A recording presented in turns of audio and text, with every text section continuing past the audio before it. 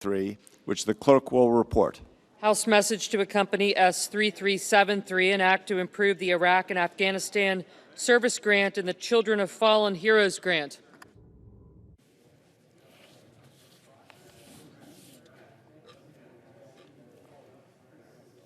Mr. President. Senator from Arizona.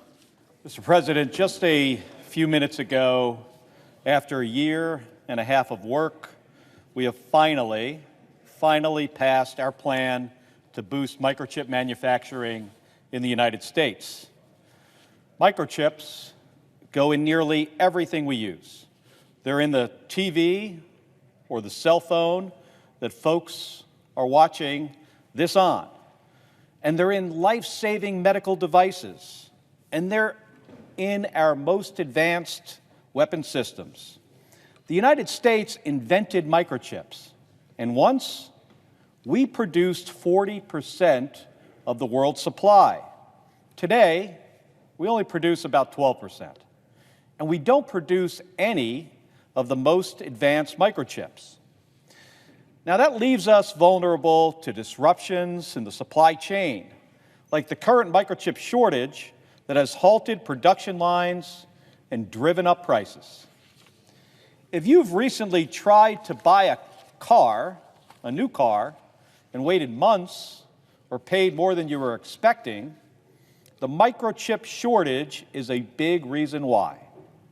So, we've worked on a plan, Republicans and Democrats with incentives to make sure the world's leading microchip manufacturers grow their operations here in the United States instead of in China or Europe. It also boosts research so that the most advanced chips in the world are invented and produced right here in the United States. That will mean tens of thousands of new jobs in places like Arizona, which is already a microchip hub poised to grow as Intel and the Taiwan Semiconductor Manufacturing Company expand and build new manufacturing facilities. That is all made possible by this legislation. And it creates jobs not just with those companies, but also with the companies that supply them the tools and packaging for their products. And these are great-paying jobs, and many of them do not require a four-year degree. I visited Estrella Mountain Community College just several weeks ago, where they are training Arizonans to enter the semiconductor technician career track with just a 10-day course, followed by a guaranteed job interview. Now, this is an enormous opportunity to reinvent our economy for the future. And this week, we're getting it done. This bill has now passed the Senate, and I am confident that it will pass the House and be signed into law.